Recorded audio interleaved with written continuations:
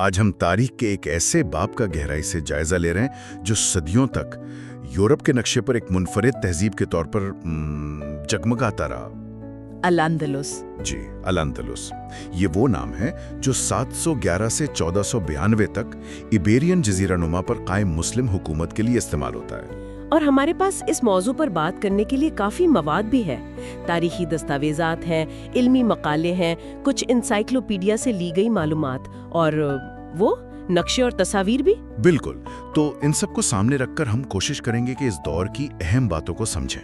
ہمارا مقصد صرف واقعات کو دہرانا نہیں بلکہ الاندلس کی جغرافیائی اہمیت کو سمجھنا ہے۔ جی ہاں، کہ وہ کیا خاص بات تھی جس نے اسے اتنا پرکشش بنایا۔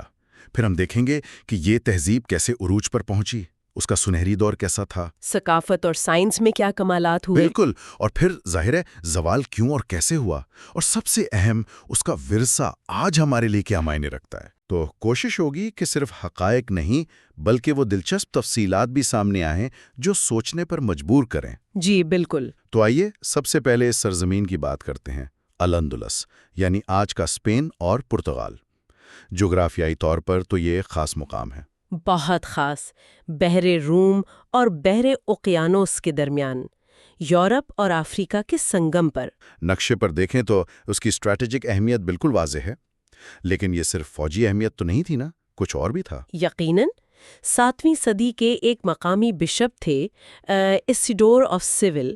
انہوں نے اسپین کی تعریف میں کیا خوب کہا تھا، اے اسپین تم سب سے خوبصورت ہو، تم دنیا کا فخر اور زیور ہو، زمین کا سب سے شاندار حصہ۔ واہ!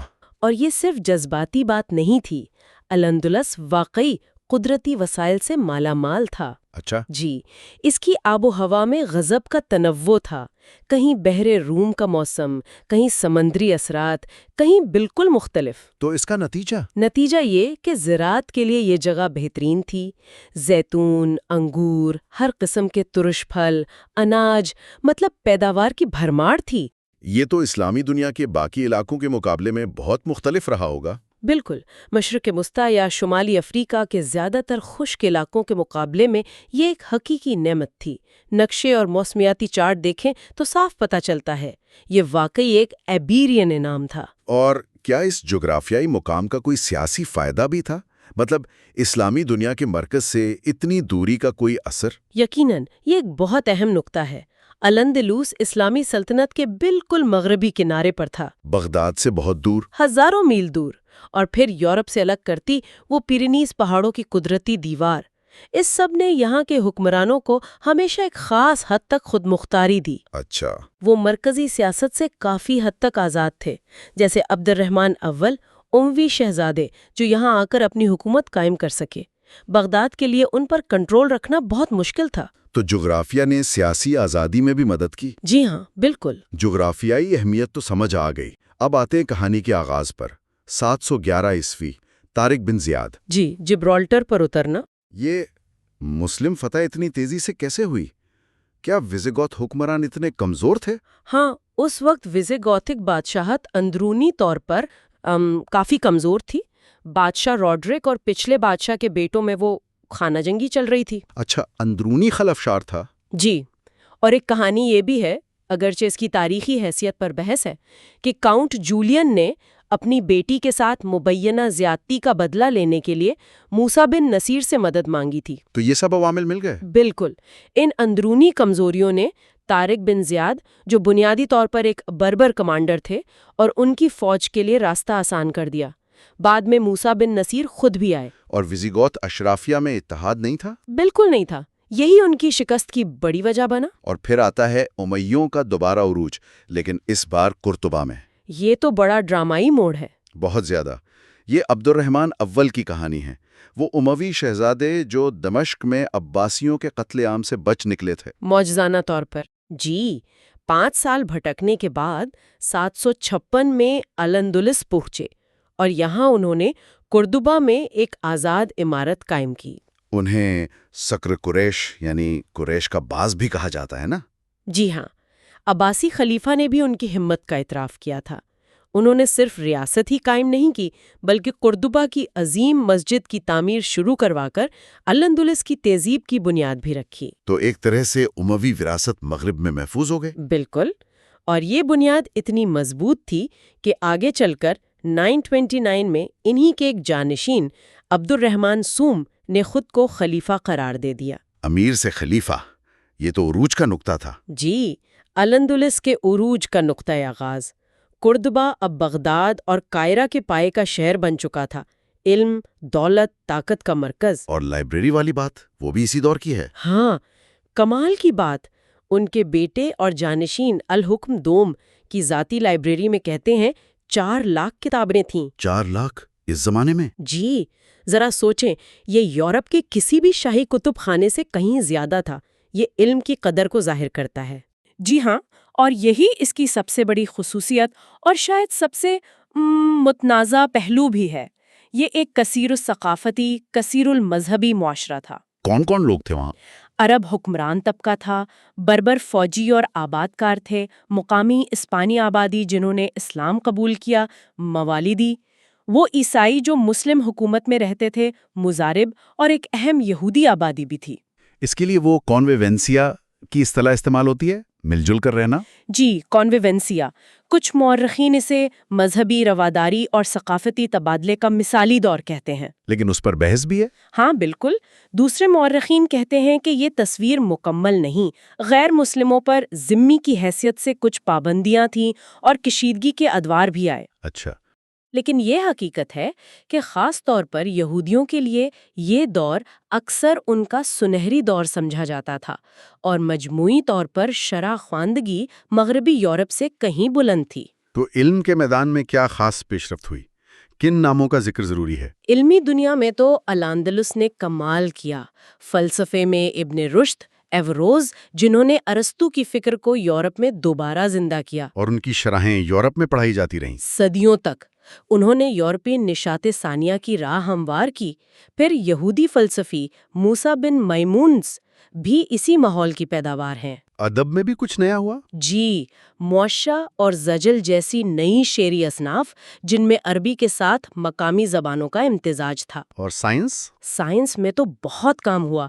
طب میں الزہراوی ابو القصاص، انہیں سرجری کے بانیوں میں شمار کیا جاتا ہے۔ ان کی کتاب التصریف میں 100 سے زائد جراحی آلات کی تفصیل ہے۔ واہ، یہ تو یورپ میں بھی استعمال ہوتی رہی ہوگی۔ بالکل، صدیوں تک مستند مانی جاتی رہی۔ ابن زہر نے بھی طب میں کام کیا۔ فلکیات میں الزرقالی، جن کے کام نے شاید کوپرنکس پر بھی اثر ڈالا۔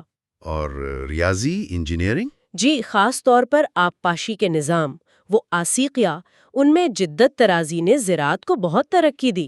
اور وہ ابن فرناس کی پرواز کی کوشش؟ ہاں، 9ویں صدی میں شاید ناکام رہی، مگر ایک دلیرانہ کوشش تھی۔ یہ تو علمی کارنامے تھے۔ فن تعمیر کا کیا؟ قرطبہ کی مسجد اور الحمرا؟ فن تعمیر تو الاندلس کی شان ہے۔ قرطبہ کی عظیم مسجد اپنی انوکھی گھوڑے کی نال جیسی محرابوں اور دوہری محرابوں کے ساتھ، وہ ستونوں کے جنگل سا لگتا ہے۔ بالکل، اور پھر غرناطہ کا الحمرا محل، اسلامی محلات کی تعمیر کا شاید سب سے خوبصورت نمونہ، نفیس نقش و نگار، پھوارے، باغات۔ اور مدینہ تو زہرا؟ جی، وہ پورا ایک محلاتی شہر تھا۔ قرطبہ کے قریب اس کے کھنڈرنات بھی شان و شوکت کی کہانی سناتے ہیں۔ عام لوگوں کی زندگی کیسی تھی؟ کافی بہتر تھی۔ 9ویں صدی میں زریاب نامی ایک عالم آئے بغداد سے۔ انہوں نے موسیقی، فیشن، کھانے پینے کے آداب، بہت کچھ متعارف کروایا۔ اچھا، جیسے کورسز میں کھانا پیش کرنا؟ جی ہاں، اور صفائی ستھرائی کا معیار بہت بلند تھا۔ کہتے ہیں غریب ترین مزدور بھی صابن ضرور خریدتا تھا۔ صفائی کا اتنا شوق؟ لگتا ہے خوشبو اور پاکیزگی اہم تھیں۔ قرطبہ یورپ کا پہلا شہر تھا جہاں رات کو گلیوں میں روشنی تھی۔ اور زراعت میں نئی چیزیں؟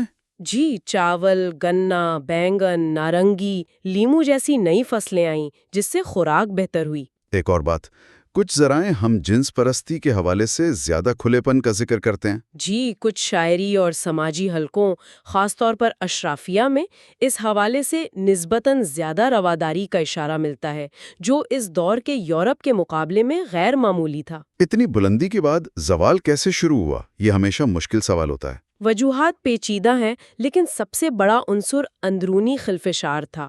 11ویں صدی میں خلافت قرطبہ ٹوٹ گئی۔ اور وہ طائفہ ریاستیں بن گئیں۔ جی، طائفہ، چھوٹی چھوٹی خود مختار ریاستیں، سیول، غرناطہ، تلیطلہ، ہر شہر اپنی ریاست، اور یہ آپس میں لڑتی رہتی تھیں۔ اور وہ عیسائی ریاستوں سے مدد بھی لیتے تھے۔ ہاں، یہ ایک تلخ حقیقت ہے۔ کئی مسلم حکمرانوں نے شمال کی عیسائی ریاستوں سے اتحاد کیا دوسرے مسلم حکمرانوں کے خلاف۔ یہ صرف مسلم بمقابلہ عیسائی جنگ نہیں تھی، بلکہ طاقت کی کشمکش تھی۔ تو یہ اندرونی کمزوری اصل وجہ بنی۔ بالکل، اسی کمزوری کا فائدہ اٹھاتے ہوئے شمال کی عیسائی ریاستیں جو اب زیادہ متحد تھیں، انہوں نے استرداد یعنی ریکنکوسٹا تیز کر دی۔ پھر وہ شمالی افریقہ سے المرابطون اور الموائدون آئے۔ جی، پہلے المرابطون، پھر الموحدون۔ یہ طاقتور بربر تحریکیں تھیں۔ انہوں نے آ کر الاندلس کو دوبارہ متحد کیا، عیسائیوں کو کچھ روکا۔ الموحدون کے دور میں تو ابن رشد بھی تھے۔ جی ہاں، لیکن ان کی حکومتیں بھی زیادہ دیر قائم نہ رہ سکیں۔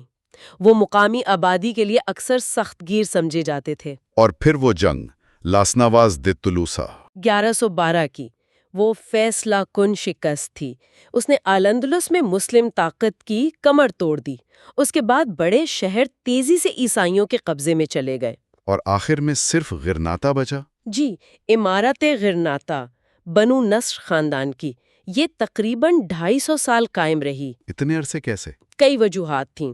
ایک تو وہ کسٹیل کو خراج دیتے تھے، دوسرے غرناطہ کا جغرافیہ دفاع کے لیے اچھا تھا، تیسرے عیسائی ریاستیں بھی آپس میں لڑتی رہتی تھیں۔ لیکن وہاں بھی اندرونی جھگڑے تھے۔ بہت زیادہ۔ آخری حکمران محمد دوادشم یعنی بوابدل، وہ خود اپنے باپ اور چچا کے خلاف تخت کے لیے لڑتے رہے، اور اس میں انہوں نے فرڈینینڈ اور ایزابیلا سے بھی مدد لی۔ اچھا، تو اپنی ہی جڑیں کاٹ رہے تھے۔ ایک طرح سے۔ آخر کار جب فرڈینینڈ اور ایزابیلا نے اسپین کو متحد کیا تو انہوں نے غرناطہ کا فیصلہ کن محاصرہ کر لیا 1491 میں۔ اور 1492 میں شہر حوالے کر دیا گیا۔ جی، 2 جنوری 1492 کو ابو عبداللہ نے چابیاں فرڈینینڈ اور ایزابیلا کے حوالے کر دیں۔ اور وہ مشہور قصہ ان کی والدہ کا۔ جی ہاں، روایت ہے کہ جب وہ شہر چھوڑ کر جا رہے تھے اور رو رہے تھے تو ان کی والدہ عائشہ نے کہا، جس چیز کی تم مردوں کی طرح حفاظت نہ کر سکے اس پر عورتوں کی طرح آنسو مت بہاؤ۔ یہ تو واقعی ایک المناک اختتام تھا۔ لیکن جو مسلمان وہاں رہ گئے ان کا کیا بنا؟ معاہدے میں تو حقوق کی ضمانت تھی۔ جی، 149 کے معاہدے میں ضمانتیں دی گئی تھیں، مذہبی آزادی، اپنی مساجد، زبان، قانون، جائیدادیں۔ لیکن ان پر عمل نہیں ہوا۔ نہیں، زیادہ دیر نہیں۔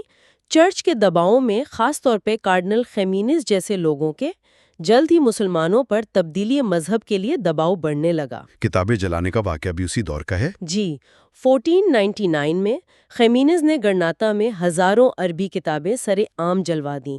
پھر زبردستی عیسائی بنانے کا سلسلہ شروع ہوا۔ اور جو بظاہر عیسائی بن گئے وہ موریسکو کہلائے۔ جی، موریسکو۔ لیکن ان پر ہمیشہ شبہ کیا جاتا تھا کہ وہ خفیہ طور پر مسلمان ہیں۔ ہسپانوی انکوزیشن انہیں سزا دیتی تھی۔ اور پھر آخر میں ملک بدر کر دیا گیا۔ ہاں، 1609 سے 1614 کے درمیان تمام موریسکو کو اسپین سے نکال دیا گیا۔ تقریباً 3 لاکھ لوگ، زیادہ تر شمالی افریقہ گئے۔ یہ مسلمان تہذیب کا حتمی خاتمہ تھا۔ ایک پوری تہذیب کا اس طرح خاتمہ۔ لیکن کیا الاندلس کا اثر بالکل ختم ہو گیا؟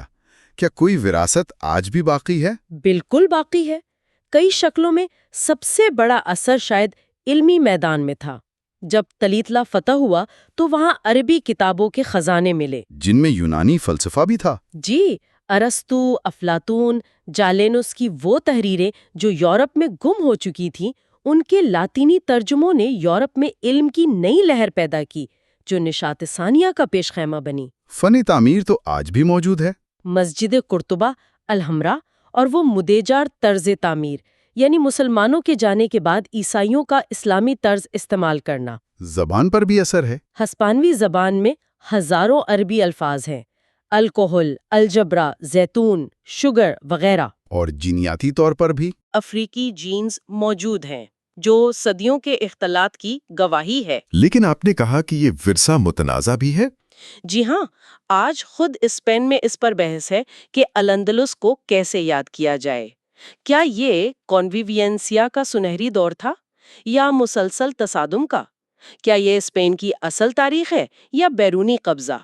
تو حقیقت شاید درمیان میں ہے۔ شاید الاندلس کی تاریخ ہمیں یاد دلاتی ہے کہ ثقافتی ملاپ ہمیشہ آسان نہیں ہوتا، لیکن یہ ناقابل یقین حد تک زرخیز ضرور ہو سکتا ہے۔ تو اگر ہم خلاصہ کریں، الاندلس تقریباً 8 صدیوں تک علم، ثقافت، فن تعمیر اور مختلف مذاہب و اقوام کے درمیان پیچیدہ تعلقات کا ایک غیر معمولی مرکز رہا۔ جی، اس نے نہ صرف اسلامی تہذیب بلکہ یورپی تہذیب پر بھی گہرے اثرات مرتب کیے۔ لیکن اندرونی اختلافات اور بیرونی دباؤ نے بالآخر اس کے خاتمے کی راہ ہموار کی۔ اور آج کے لیے ایک آخری سوچ یہ ہو سکتی ہے، الاندلس کی یہ دوہری یاد، روشن خیالی اور بقائے باہمی کی داستانیں، اور دوسری طرف تصادم اور زوال کی حقیقتیں آج کی دنیا میں ہمیں کیا سکھاتی ہیں؟ خاص طور پہ جب ہم دیکھتے ہیں کہ قومیں اپنی تاریخ کو کیسے منتخب انداز میں یاد رکھتی ہیں۔ بالکل، اور کس طرح ماضی کی تشریحات حال کے سیاسی اور ثقافتی مباحثوں پر اثر انداز ہوتی ہیں۔ الاندلس کی کہانی ہمیں یہ سوال کرنے پہ مجبور کرتی ہے کہ ہم تاریخ سے کیا سیکھتے ہیں اور کون سی تاریخ کو یاد رکھنا منتخب کرتے ہیں۔